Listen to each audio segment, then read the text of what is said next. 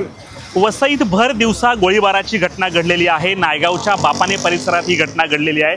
म्हणजे नायगावमधून आपण एंट्री मारल्यानंतर थोड्या अंतरावर ही घटना घडलेली आहे। या ठिकाणी सध्या आपण उभा आहे आणि ह्या गाडी जर तुम्ही पाहिले तर कशा प्रकारे तोडफोड केलेली आहे।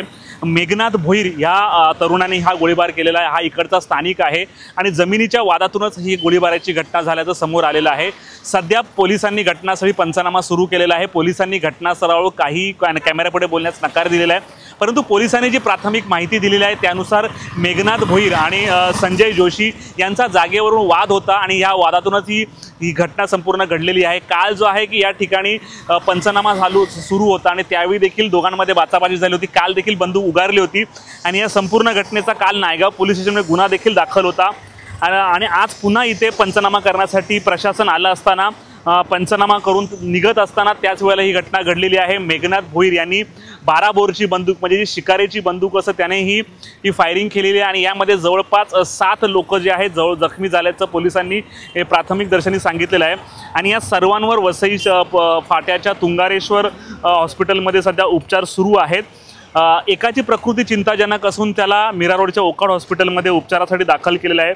अनिस सिंग, संजय जोशी यांना ही गोळी लागलेली आहे, तर वैकुंठला बांबूच्या साहाय्याने मारहाण करण्यात आलेली आहे। ज्या गोळीबाराच्या घटनेनंतर दोघांमध्ये आपापसात वाद झाला, बांबूच्या साहाय्याने गाडीची ही तोडफोड करण्यात आली। संजय जोशी यांच्या खांद्याला गोळी लागलेली आहे, अनिस सिंग यांच्या मांडीला गोळी लागलेली आहे आणि बाकी लोकांना बंदुकीचे छर्रे लागलेले आहेत। 4 ते 5 लोक जे आहेत की यांना किरकोळ जखम झालेली आहे, पण 2 जणांची प्रकृती ही चिंताजनक आहे।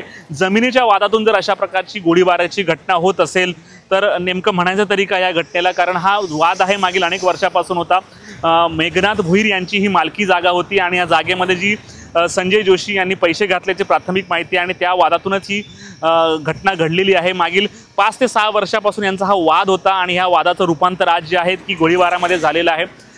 नायगाव पोलिसांनी सध्या मेघनाथला अटक केलेली आहे आणि पुढची कारवाई करतात। घटनास्थळी संपूर्णपणे पोलिसांनी पंचनामा सुरू केलेला आहे। विशेष म्हणजे ज्या ठिकाणून एक गाडी पास होत होती त्या गाडी नायगावच्या दिशेने जात होती, त्यांच्या गाडीवर देखील गोळीचा जे आहेत की पत्राला गोळी लागलेली आहे। त्या गाडीत बसल्याने कुठली इजा झाली नाही, परंतु ज्याच्या मांडीला गोळी लागलेली आहे त्या मांडीचं मांस असतं ते देखील त्या दरवाजाला जाऊन चिपकलेलं हे तुम्ही दृश्यामध्ये पाहू शकता। त्यामुळे किती भयानकपणे ही गोळीबाराची घटना घडलेली आहे। या घटनेत आरोपीला जरी तात्काळ अटक केली असली तरी ह्या गोळीबाराबद्दल आता सिरियसनेस घ्यावं लागणार आहे। नेमकं महाराष्ट्रामध्ये चाललंय तरी काय? अशा प्रकारे भर दिवसा गोळीबार होत असेल तर पोलिसांचा धाक कुठेतरी अशा या भूमाफियांना, जमीन माफियांना राहिला नाही का, हा सवाल आता उपस्थित झालेला आहे।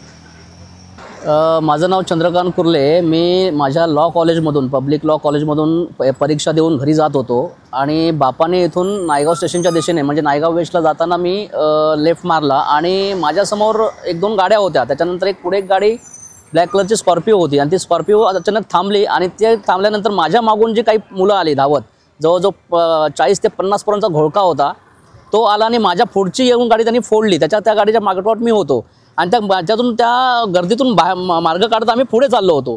एवढ्यात तिथे काहीतरी फायरिंग झाली आणि त्याच्या फायरिंग होत असताना कुठला तरी मासाचा गोळा माझ्या गाडीवर आला आणि गाडीला माझ्या फायर झालं। जवळजवळ 16 शर्रे लागलेत गाडीला माझ्या दिशेने, ज्या दिशेने मी बसलो होतो। आणि म्हणून आम्ही बाजूला घेऊन गाडी थांबवली तर मागे संपूर्ण काहीतरी मॅटर चालू होतं आणि त्याच्यामध्ये हे गाडीला आणखीन मग त्या पोलिसांचे वगैरे मी हे करून त्यांना दाखवून दिलं की माझ्या गाडीला अशा गोष्टी झालेल्या आहेत म्हणून।